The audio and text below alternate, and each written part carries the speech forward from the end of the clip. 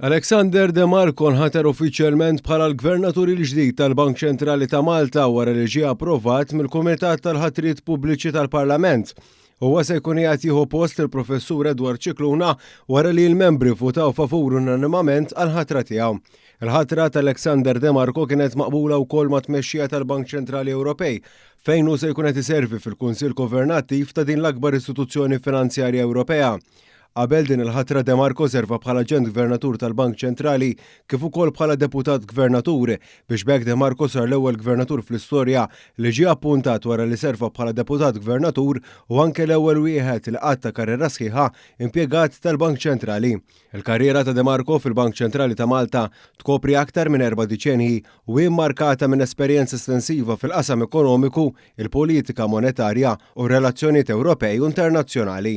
Min barra dan, iżda il-karriera ta' De Marco kienet immarkata minn attakk bla ġustifikazzjoni fl-2008 mill-eks Ministru Nazzjonalista Austin Gatt li bl-akbar irresponsabilità akkużah fil-Parlament li kien ħareġ informazzjoni konfidenzjali mill-Bank Ċentrali.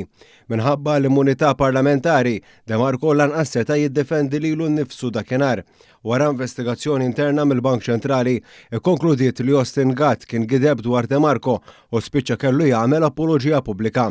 Waqt il-Kumitat De Marco ġie mistoqsi dwar l-ekonomija ta' pajjiżna fejn anke spjega kif matul is-sena li ġejja din se tkompli tikber minkejja li l-pajjiżi madwar l-Ewropa qegħdin ibagħtu quddiem pressjonijiet kbar.